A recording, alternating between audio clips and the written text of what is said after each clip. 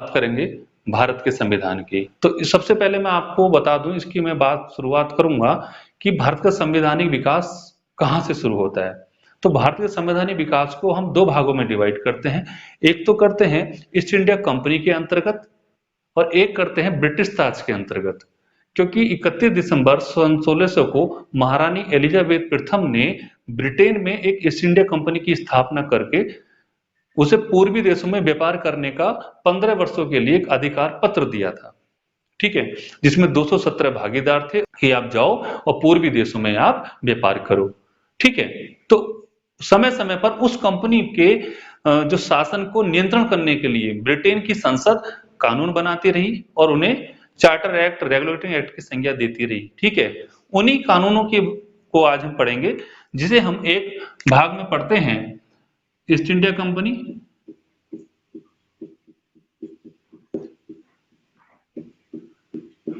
East India company के अंतर्गत। ठीक है, दूसरा हम पढ़ते हैं ब्रिटिश क्राउन, ब्रिटिश ताज के अंतर्गत, ब्रिटिश ताज के अंतर्गत। ठीक, अब जो कानून समय समय पर चेंज किए हैं, जो भेजे हैं, जैसे कि 1773 का रेगुलेटिंग एक्ट, 1784 का पिट्स एक्ट, 1793 का चार्टर एक्ट, चार्टर एक्ट मतलब आदेश पत्र, 1813 का चार्टर एक्ट, 1833 का चार्टर एक्ट और 1853 का चार्टर एक्ट। ठीक है, यहां तक आया समझ में? ये था ईस्ट इंडिया कंपनी के अंतर्गत कुछ एक्ट। ठीक है, क्योंकि 1853 का चार्टर एक्ट के बाद फिर ब्रिटिश ताज के अंतर्गत भारत का शासन चला जाता है 1858 में। कब चला जाता है? 1858 में। तो 1858 में 58 का भारत शासन अधिनियम,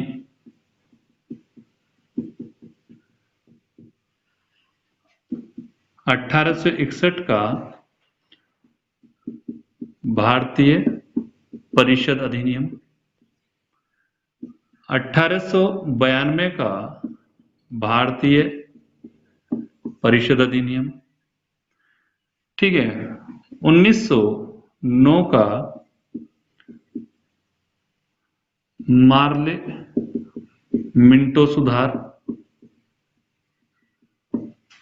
अधिनियम,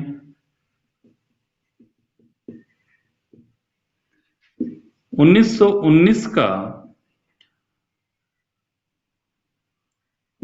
चेम्सफोर्ड, जिसे भारत शासन अधिनियम या चेम्सफोर्ड, लॉर्ड चेम्सफोर्ड अधिनियम भी कहते हैं। 1935 का भारत शासन अधिनियम, 1937 का प्रांतीय चुनाव, 1940 का अगस्त प्रस्ताव, 1942 का क्रिप्स मिशन, 1945 का बेबेल योजना, 1946 का कैबिनेट मिशन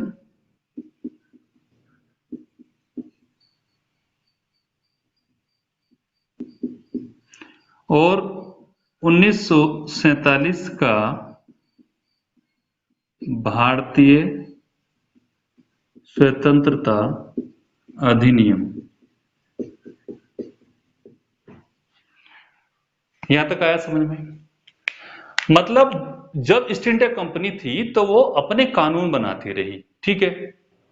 ब्रिटेन उस पर नियंत्रण करने के लिए, शासन चलाने के लिए अपने कानून बनाता रहा, और जब ईस्ट इंडिया कंपनी से शासन चलाया था ब्रिटिश क्राउन के अंडर में, तो ब्रिटिश क्राउन ने ये अधिनियम बनाए भारत पर शासन करने के लिए।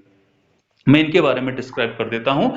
जैसे कि 31 दिसंबर सन 1600 को, 31 दिसंबर 1600 ईस्वी को, ठीक है, ईस्ट इंडिया कंपनी की स्थापना हुई थी। और जब ईस्ट इंडिया कंपनी की स्थापना हुई थी उस समय भारत में जो शासन था वो था मुगलों का शासन, और जो राजा था, जो शासक था उस समय, कौन था? अकबर। यहां से भी प्रश्न बना है कि जब ईस्ट इंडिया कंपनी की स्थापना हुई तो भारत में कौन शासक था? तो वो था अकबर, ठीक है। सन 1773 का एक, देखो सन 1773 में होता क्या है, एक वहां प्रधानमंत्री होते हैं लॉर्ड नॉर्थ। लॉर्ड नॉर्थ की एक कमेटी गठित की जाती है जिसे सीक्रेट कमेटी कहा गया है। उसके अंतर्गत एक एक्ट पास होता है जिसे 1773 का रेगुलेटिंग एक्ट कहते हैं।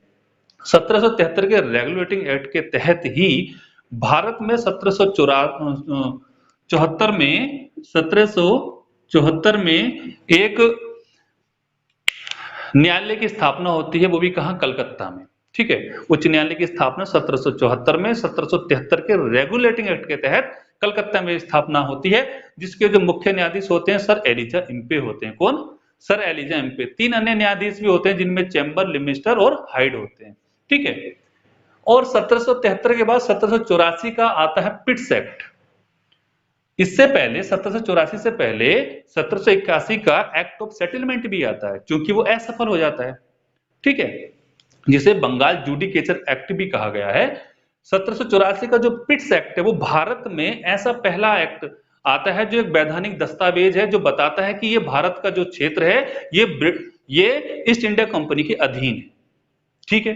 ये ईस्ट इंडिया कंपनी के अधीन क्षेत्र है, ऐसा कहने वाला था कौन? 1784 का पिट्स एक्ट।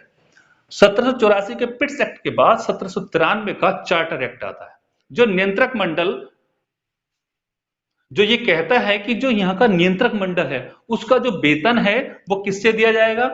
भारतीय राजस्व से दिया जाएगा, यानी कि भारतीय राजस्व से उसके वेतन देने की बात की गई, ठीक है। उसके बाद जब हम बात करते हैं आगे, 1813 का चार्टर एक्ट में ही एक खास बात और आती है कि यहां पर ईसाई मिशनरियों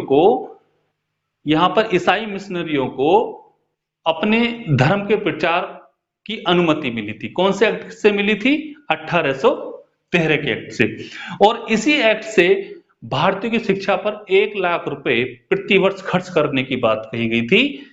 कितने रुपए की बात खर्च करने की बात कही थी 1813 से? 1 लाख रुपए, ठीक है। 1833 का भी चार्टर एक्ट आता है, जो 1833 का चार्टर एक्ट है, इसी के तत्वाधान में मतलब ये कहा गया कि जो बंगाल का गवर्नर है उसे संपूर्ण भारत का गवर्नर जनरल बनाया जाएगा। आगे बात सुनिए। 1853 का चार्टर एक्ट आता है। 1853 का चार्टर एक्ट में कहा गया कि भारत में विधि निर्माण हेतु भारतीयों का एक 12 सदस्य अलग से दल बनेगा। 12 सदस्य मतलब एक विधान परिषद की स्थापना की जाएगी, ऐसा कहा गया 1853 के चार्टर एक्ट में। यहां तक क्लियर हुआ? अब इसके बाद क्या होता है कि आपको पता ही, 1857 में भारत में रिवोल्ट होता है। जो ब्रिटिश ईस्ट इंडिया कंपनी का शासन था भारत के ऊपर, उसे ब्रिटिश ताज के अंतर्गत कर दिया गया। अब ब्रिटिश ताज के अंतर्गत जाने के बाद वहां पर भी जो है भारत में शासन करने के अधिनियम बनते हैं, ठीक है। तो भारत में शासन करने के अधिनियम के लिए 1858 में वहां के प्रधानमंत्री थे लॉर्ड पामस्टन। कौन थे? लॉर्ड पामस्टन, जिन्होंने 12 फरवरी 1858 को वहां एक प्रस्ताव प्रस्तुत किया था वहां की संसद में, कहां की? ब्रिटेन की संसद में, ठीक है। लेकिन किन्हीं कारणों से उन्हें इस्तीफा देना पड़ा था। लेकिन बाद में जो प्रधानमंत्री बनते हैं उन्होंने जो है विक्टोरिया के हस्ताक्षर के बाद इस शासन अधिनियम को मंजूरी दिलवाई है, ठीक है। और जिसे इलाहाबाद में 1 नवंबर 1858 को इलाहाबाद में लॉर्ड कैनिंग ने पढ़कर सुनाया था, क्योंकि महारानी विक्टोरिया की राजकीय घोषणा के बाद ये तय हुआ था कि भारत का शासन अब ब्रिटिश क्राउन के अंतर्गत आ गया है। ठीक है। उसी के क्रम में 1861 का भारतीय परिषद अधिनियम आया। ठीक है, जिसमें कहा गया कि जो है ये भारतीय परिषद अधिनियम के तहत कि भारतीय परिषद अधिनियम के तहत कि अब यहां पर सहयोग की नीति या उदारवादी निरंकुशता की नीति अपनाई जाएगी। 1892 का भारत परिषद अधिनियम आया, जिसमें भारतीयों को बजट पर बहस करने की अनुमति मिली। ठीक है, लेकिन इन्हें मत देने का अधिकार यहां पर नहीं मिला। ठीक है। 1909 का मार्ले मिंटो सुधार अधिनियम आता है, जिसमें कहा गया कि यहां पर मुस्लिमों को पृथक निर्वाचन की व्यवस्था दी जाए। ठीक है, और यहीं से शुरू हुआ था फूट डालो और राज करो की नीति। मार्लो मिंटो से शुरू हुआ था फूट डालो और राज करो की नीति। ठीक है, और यहां पर मिंटो ने मार्लो से कहा था कि हम ऐसे नाक के बीज बो रहे हैं जिनका जो परिणाम है बहुत ही भयानक होगा, क्योंकि इन्होंने मुस्लिमों को पृथक निर्वाचन की यहां पर बात कही थी। फिर उसी के बाद 1919 में भारत शासन अधिनियम आता है लॉर्ड चेम्सफोर्ड के द्वारा। इसमें प्रांतों में द्वैध शासन की बात की गई। क्या कहा गया कि प्रांतों में द्वैध शासन स्थापित होगा। ठीक है, और प्रांतों में द्वैध शासन के बाद ही इसकी जो समीक्षा करने के लिए कहा गया कि 10 वर्ष में समीक्षा करने के लिए आयोग आएगा, लेकिन उससे पहले ही 1927 में वहां पर एक साइमन कमीशन आयोग बना दिया गया, जो 3 फरवरी 1928 को मुंबई भारत पहुंचा, जिसका बहुत विरोध हुआ, व्यापक स्तर पर विरोध होता साइमन कमीशन का। क्यों? क्योंकि उसमें सारे लोग अंग्रेज थे और इसे श्वेत कमीशन भी कहा गया। ठीक है, उसके बाद 1935 का भारत शासन अधिनियम। देखो यहां पर एक बात और सुन लो, जब 1927 में वहां पर साइमन कमीशन बना, 1928 में भारत आता है, और उसका जब विरोध होता है, विरोध होने के बाद संवैधानिक सुधारों को, भारत में जो संवैधानिक सुधारों की प्रक्रिया थी उनमें तेजी लाने के लिए इंग्लैंड में गोलमेज सम्मेलन आयोजित किया जाता है। 1930 में पहला, 1931 में दूसरा, 1932 में तीसरा, कि संवैधानिक सुधार होने चाहिए। ठीक है, उसी के क्रम में 1933 में एक श्वेत पत्र के माध्यम से एक अधिनियम बनता है, जो भारत का 1935 का भारत शासन अधिनियम बनता है। इसमें 321 अनुच्छेद होते हैं। कितने होते हैं? 321 अनुच्छेद और 14 भाग होते हैं, और यहां से कम 250 250 अनुच्छेद ऐसे के ऐसे ही उठाकर रख लिए गए हैं भारत के संविधान में। यहां तक आया? क्लियर हुई यहां तक बात? और इसी के द्वारा तो 1935 में केंद्र में द्वैध शासन की बात की गई, 1919 में प्रांतों में द्वैध शासन, और 1935 में केंद्र में द्वैध शासन, जिसके और इसी के द्वारा 1937 में प्रांतीय चुनाव होता है। 11 प्रांतों में, भारत के 11 प्रांतों में चुनाव होता है, और 11 प्रांतों में चुनाव होता है जिसमें कि कांग्रेस 5 प्रांतों में पूर्ण बहुमत के साथ जीतती है, और एक प्रांत और होता है छठा मुंबई, उसमें भी मतलब कुछ सीटें जीतती है लेकिन सरकार वहां भी बनाती है। ठीक है, जिसमें कि 1937 में जो उत्तर प्रदेश है जिसे संयुक्त प्रांत कहा जाता था, वहां पर जो मुख्यमंत्री हैं कौन बनते हैं? गोविंद बल्लभ पंत वहां के मुख्यमंत्री बनते हैं। ठीक है, लेकिन यहां पर 28 माह सरकार में रहने के बाद कांग्रेस 8 प्रांतों से अपने मंत्रिमंडल से इस्तीफा दे देती है। वजह यह है कि 1939 में सेकेंड वर्ल्ड वॉर, द्वितीय विश्व युद्ध शुरू होता है, और कांग्रेस से बिना अनुमति लिए हुए उसे युद्ध में शामिल कर दिया जाता है। ठीक है, 1940 में अगस्त प्रस्ताव आता है जो असफल रहता है, और अगस्त प्रस्ताव के आने पर ही कांग्रेस स्वयं को द्वितीय विश्व युद्ध से अलग मानते हुए व्यक्तिगत सत्याग्रह शुरुआत करती है, जिसकी शुरुआत पवनार से महाराष्ट्र में है। पवनार आश्रम महाराष्ट्र से शुरू होती है, और जिसके जो पहले सत्याग्रही होते हैं आचार्य विनोबा भावे, और दूसरे होते हैं पंडित जवाहरलाल नेहरू। क्लियर है? 1942 का क्रिप्स मिशन आता है। 1942 का क्रिप्स मिशन बहुत महत्वपूर्ण है, क्योंकि यहीं से भारतीय संविधान, क्योंकि इसने सीधा कहा था कि आप युद्ध में हमारा साथ दो और हम आपको एक संविधान का निर्माण करवाएंगे। भारतीय संविधान की बात पूर्ण रूप से जो आई है वो क्रिप्स मिशन से आई है, और ये बहुत महत्वपूर्ण यहां से बन जाता है। ठीक है, तो 1945 का बेबल योजना है जो पूर्ण रूप से विफल है। 1946 में कैबिनेट मिशन आता है, और इसी कैबिनेट मिशन के माध्यम से भारत में एक मंत्रिमंडल भी गठित होता है, और संविधान सभा का गठन भी कैबिनेट मिशन के माध्यम से ही होता है। संविधान सभा, ठीक है, संविधान सभा का निर्माण, संविधान सभा का जो निर्माण है वो अप्रत्यक्ष रूप से, मतलब वयस्क आधार पर ना होकर उसके सदस्यों का चुनाव अप्रत्यक्ष रूप से हुआ है। 389 में सदस्य होते हैं, ठीक है। और उसी संविधान सभा के गठन में कई सारी समितियां बनती हैं, जिनमें सबसे जो बड़ी समिति होती है वो होती है प्रारूप समिति, और प्रारूप समिति के जो अध्यक्ष होते हैं वो होते हैं B.R. अम्बेडकर, ठीक है। और 1947 का, देखो यहाँ पर माउंटबेटन मैंने लिखना भूल गया, यहाँ पर माउंटबेटन योजना भी आती है, ठीक है, 1947 में, जिसमें माउंटबेटन जो है भारत में जो पाकिस्तान है और जो भारत है इन दोनों का बंटवारा करते हैं, ठीक है। जिसमें उसी क्रम में तो पाकिस्तान के जो गवर्नर है वो मोहम्मद अली जिन्ना और प्रधानमंत्री लियाकत अली खां, और भारत में जो गवर्नर है वो माउंटबेटन और प्रधानमंत्री पंडित जवाहरलाल नेहरू बनते हैं, ठीक है। स्थायी अध्यक्ष हैं वो डॉक्टर राजेंद्र प्रसाद बनते हैं। इसके सलाहकार जो होते हैं, संविधान सलाहकार हमारे B.N. राव होते हैं, ठीक है। और हमारे संविधान का जो निर्माण है वो 2 वर्ष 11 माह 18 दिन में कंप्लीट हो जाता है, और ये इतना आसानी से तैयार नहीं होता कि इसमें कोई आप सोच रहे हो कि बस बनकर तैयार हो गया। इसमें बहुत सारी आपत्तियां दी जाती हैं, लेकिन अंततः सारी की सारी आपत्तियों पर एक मत फैसला होता है। मतलब जो फैसला है वो सभी की सहमति से होता है, सर्वसहमति से फैसला होता है, ठीक है। और 3 वाचन इसमें चलते हैं, मैं आगे सब डिस्क्राइब करूंगा इसके बारे में।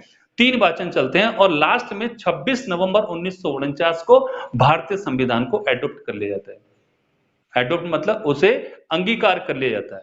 अगर अब प्रश्न ये आता है कि भारतीय संविधान कब लागू हुआ, तो 26 जनवरी 1950, लेकिन कब आत्म अर्पित हुआ, कब अंगीकार हुआ है, एडॉप्ट कब किया है, वो क्या है, 26 नवंबर 1949 को। क्लियर है। 26 नवंबर 1949 को भारतीय संविधान के 16 अनुच्छेदों को लागू किया गया। कितने अनुच्छेदों को लागू किया गया है? 16 अनुच्छेदों को लागू किया गया। आगे यहां तक बात समझ में। और भारत में कौन बनते हैं? डॉक्टर राजेंद्र प्रसाद। तो भारतीय संविधान का यहां निर्माण हो गया।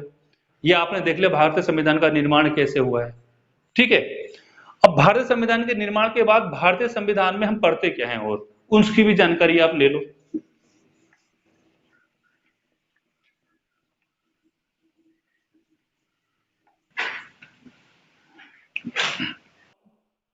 भारतीय संविधान में पढ़ते क्या क्या है ये थोड़ा समझ लीजिए। मैं आपको थोड़ा बता देता हूं संक्षेप में कि पहले हम पढ़ते हैं विशेषताएं, कि भारतीय संविधान की क्या क्या विशेषताएं हैं, भारतीय संविधान के स्रोत क्या क्या हैं, कहां से भारतीय संविधान के स्रोत लिए गए हैं। लगभग 60 देशों से भारतीय संविधान के स्रोत लिए गए हैं। इनके बारे में एक अलग से वीडियो मिलेगा आपको। फिर हम पढ़ते हैं प्रस्तावना, यहां से भी प्रश्न बनते हैं। भारतीय संविधान में जो भाग हैं वो कितने हैं? 22 भाग हैं। अगर गिनती से इन्हें क्रम से गिना जाए तो 25 हैं, लेकिन उन्हें ही इसमें शामिल कर दिया गया है क ख ग करके 22 में ही। तो 22 भाग हैं। अनुच्छेद 395 अनुच्छेद हैं।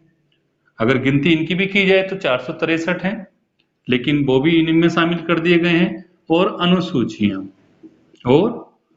अनुसूचियां, जिनमें जो अनुसूचियां हैं वो 12 अनुसूची हैं। 12 अनुसूची में जो मूल संविधान में थी वो 8 अनुसूची थी, जो बाद में प्रथम संविधान संशोधन 9वीं अनुसूची, 1985 10वीं अनुसूची दल बदल, और 1992 में 73वां संविधान संशोधन, 1992 में ही 74वां संविधान संशोधन, 11वीं और 12वीं अनुसूची जोड़ी गई है, ठीक है। अब हम बात करते हैं कि भाग में जो हम पढ़ते हैं वो भाग 1 महत्वपूर्ण है। भाग 1 जिसमें हम पढ़ते हैं संघ और उसका राज्य क्षेत्र, करेक्ट है। भाग 1 में पढ़ते हैं जो आर्टिकल 1 से 4 तक है अनुच्छेद। भाग 2 भी महत्वपूर्ण है। भाग 2 जो हम जिसमें नागरिकता है, क्या है? नागरिकता, जिसे हम पढ़ते हैं आर्टिकल 5 से 11, अनुच्छेद 5 से 11। भाग 3, भाग 3 में है मूल अधिकार।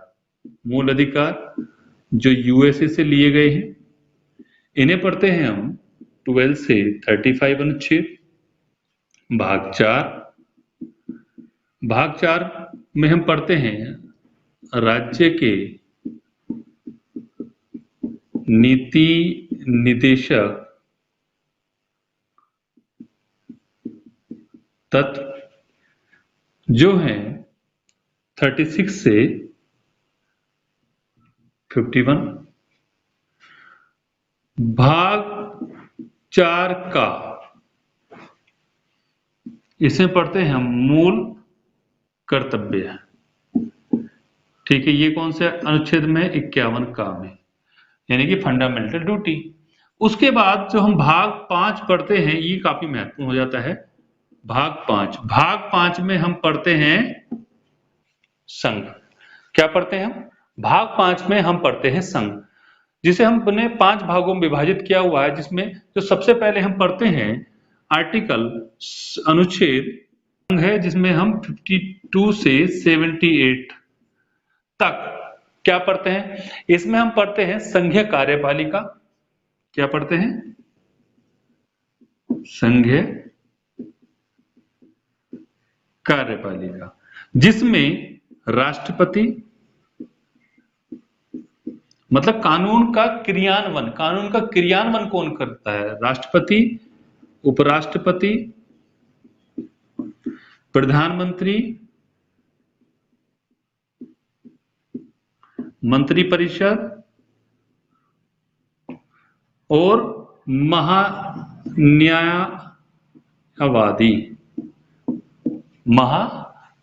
ये हम किसमें पढ़ते हैं? आर्टिकल 52 से 78 तक। ठीक है, फिर हम पढ़ते हैं, देखो जो भाग 5 है, इसके जो आर्टिकल हैं, ये 52 से हम इसमें जो पढ़ते हैं 52 से 151 अनुच्छेद तक पढ़ते हैं। कहां से कहां तक?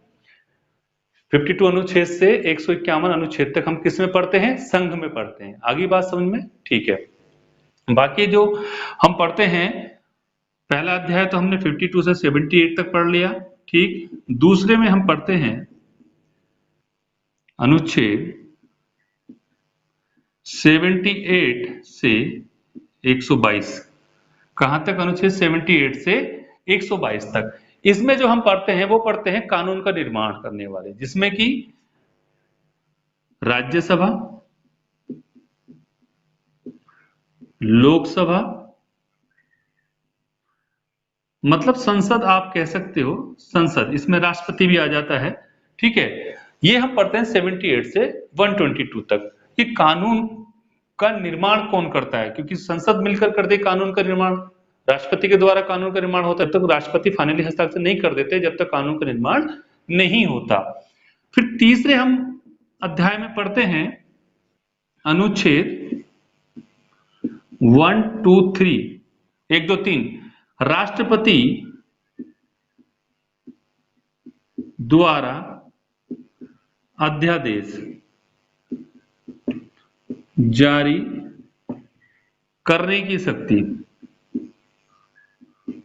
राष्ट्रपति द्वारा अध्यादेश जारी करने की शक्ति हम किसमें पढ़ते हैं? अनुच्छेद 1, 2, 3 में। और सेकंड लास्ट हम पढ़ते हैं अनुच्छेद 124 से 147 तक सर्वोच्च न्यायालय। क्या पढ़ते हैं हम? सर्वोच्च न्यायालय पढ़ते हैं। ठीक है, सर्वोच्च न्यायालय के बारे में पढ़ते हैं, यानी कि न्यायपालिका के बारे में पढ़ते हैं। आगे बात समझ में। और लास्ट में जो हम पढ़ते हैं भाग 5 अनुच्छेद 148 से 151 तक, वो हम पढ़ते हैं कैग के बारे में। किसके बारे में पढ़ते हैं? कैग के, नियंत्रक एवं महालेखा परीक्षक। कैग, नियंत्रक एवं महालेखा परीक्षक, controller auditor general of India. तो ये जो हम पढ़ते हैं, ये पढ़ते हैं भाग 5। यहां से महत्वपूर्ण है, प्रश्न यहां से काफी बनते हैं। ठीक है, अब इसके बाद जो हम पढ़ते हैं, अभी आप देखते रहिएगा, भाग 6 क्या पढ़ते हैं? राज्य, जो आर्टिकल 152 से 237 तक है, जिसमें राज्यपाल, मुख्यमंत्री, विधानसभा और विधान परिषद के बारे में पढ़ते हैं। ठीक है, भाग 7 डिलीट है, ये है नहीं। भाग आगे आता है भाग 8। तो भाग 8 में जो हम पढ़ते हैं संघ राज्य क्षेत्र पढ़ते हैं। क्या पढ़ते हैं हम? संघ राज्य क्षेत्र। संघ राज्य क्षेत्र के बारे में पढ़ते हैं भाग 8 में।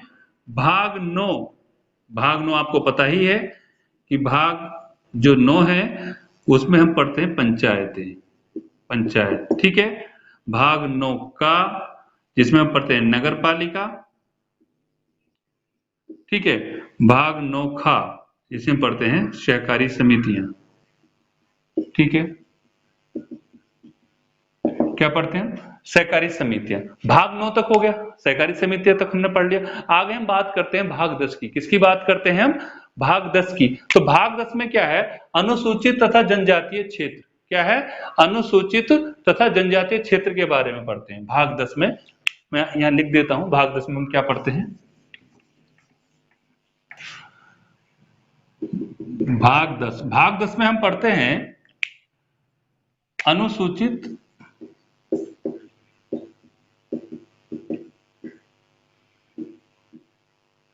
जनजातीय क्षेत्र।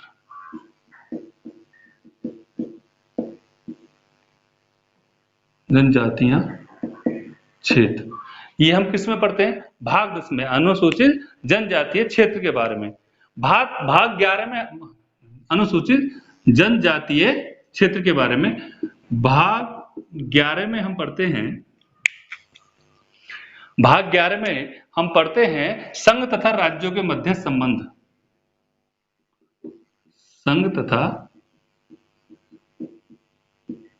राज्यों के मध्य संबंध। ठीक है, और भाग 15 पे आ जाते हैं डायरेक्ट, जिसमें हम निर्वाचन पढ़ते हैं।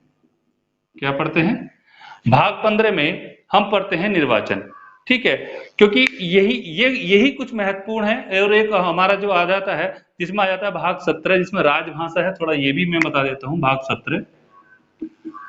17 जिसमें हम राजभाषा के बारे में पढ़ते हैं। ठीक है, तो कुछ महत्वपूर्ण ये मैंने भाग आपको बताए हैं। यहां से प्रश्न बन ही जाते हैं, ज्यादातर प्रश्न जो बनते हैं वो यहीं से बनते हैं। बाकी हम भाग तो सारे पढ़ेंगे, हम 22 भाग तक कंप्लीट करेंगे, लेकिन ज्यादातर प्रश्न यहीं से बनता है। वहीं अनुसूचियां कितनी है? हमारी 12 अनुसूचियां हैं। मैंने आपको बताया है कि 12 अनुसूचियां हैं। ठीक है, तो यही सब हम पढ़ते हैं भारतीय संविधान में। ठीक है, हमने ये सब पढ़ लिया तो हमारा काम हो गया, हमारी पॉलिटी याद होगी। ठीक है, तो आज इतना ही हमने ओवरव्यू जाना कि हमने पढ़ना क्या क्या है।